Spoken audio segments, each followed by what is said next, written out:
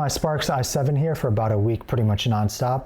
I printed multiple examples to try to get a good overview of the printer's capabilities, and I'm going to go over that with you today.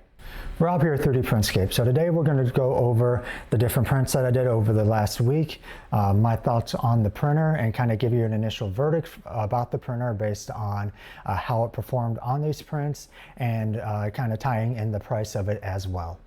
So first, let's go ahead and go over the prints. The first one I wanted to do was this CFS Lite tower or stand. Having the CFS Lite sit next to the printer works just fine, but it takes up a lot of space. So I wanted to kind of consolidate and move it on top of the printer. And they had some CFS stand models already available, so I went ahead and printed one. As you can see here, overall did a good job on this. This is all larger pieces. So not really much detail to go over, but it did do a good job at everything. Just if you are going to print this, which I do think it's worthwhile, just keep in mind this does take probably close to 2 rolls of filament. It's just a lot of printing, and over 2 days worth of print time. So, but it's well worth it to save the space to me. The next thing I printed was this Hogwarts tower here. Mainly I wanted to see how it did with some of the smaller details and everything. This turned out great. It was about a 15-hour print. One thing to note is this is straight off of the printer, so the tiny bit of stringing you see here was all the stringing this had.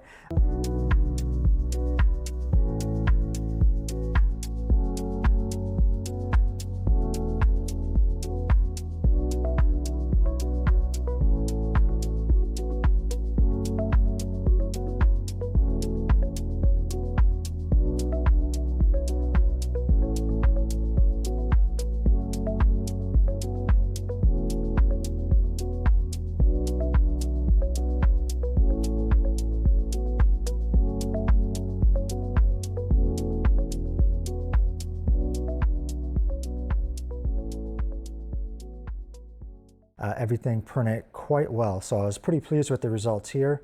Then I printed this mini lampshade.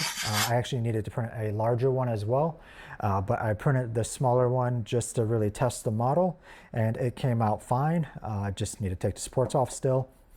A Fidget toy, like marbles. The detail and everything turned out good, and I had no issue printing the smaller parts that were needed for it. And then you'll probably recognize the dragon from the first video.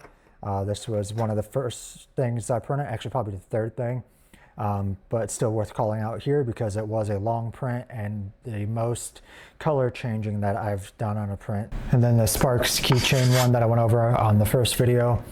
A stackable drawer, which I'm going to be printing more of these, but I wanted to see what it would do with like a medium-sized print. This Groot, with the black filament in there for the eyes, just doing another one with a little bit of color changing.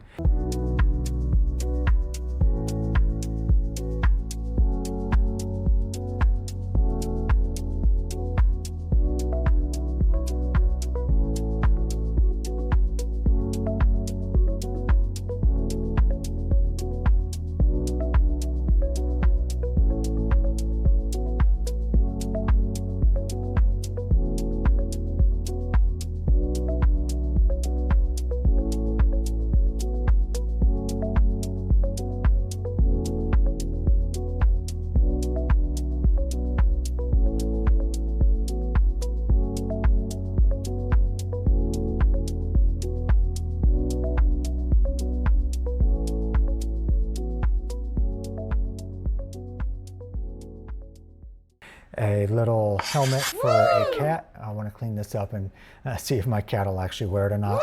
Woo! And a infinity cube, which I think is just like a cool little fidget toy. All right, now to go over my verdict of the printer, just based on about a week solid worth of printing. Overall, for the price, which is under $400, I think it's a fantastic printer, easy to use. My son was able to use it, kick off a print from the phone, no issues at all. And the results are pretty much what you see. It just worked, which again is kind of expected with printers these days, but that's not always the case. A few small things I wanted to point out was the firmware issue that they're having with the RF reader on the CFS Lite has been resolved. As you can see in the screenshot here, it is picking up the correct filament type as soon as you put it in, just reading the RF chip. If it's the Creality Filament, it does only have a single nozzle, which is kind of expected at this price point. So just keep in mind that when you are doing multicolor prints, you are going to be using quite a bit of purge depending upon how much color changing is involved. Like on the Groot here, it wasn't much, so you didn't really use too much filament. But as you can see from this picture here, on the Dragon, there was quite a bit of filament purge as a result of changing colors multiple times per layer. So just keep that in mind, that if you are going to be printing larger prints that are changing colors quite frequently, you are going to be using quite a bit more filament just as a result of the purge. I was trying to come up with some things I didn't like about the printer. The only thing I was really able to think of was the fact that the CFS Lite is sitting next to the printer by design. Printing the stand helped quite a bit just to save space. I guess it's an option depending upon if you have more vertical or horizontal space, but for me, I needed to get it off of the desk, so I don't really think it's a design issue or flaw, just something to keep in mind. The screen is a little bit small. It could be a little bit difficult to use at times. I fell back to my phone or the computer a couple times, but I wouldn't say it's really an issue.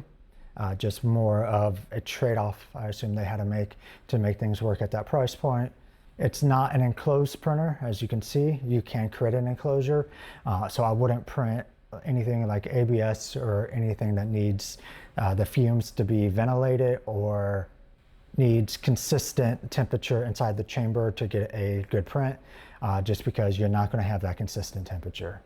But overall, I think this is a fantastic printer, especially for the price point, and it just works. Links are in the description below. If you found any value in this video or any of my other videos, make sure you hit that like button and subscribe. If you have any questions or comments, go ahead and leave a comment below or join us on Discord. And if you haven't already, go ahead and check out our YouTube members and Patreon options. It could really help support the channel if you're interested.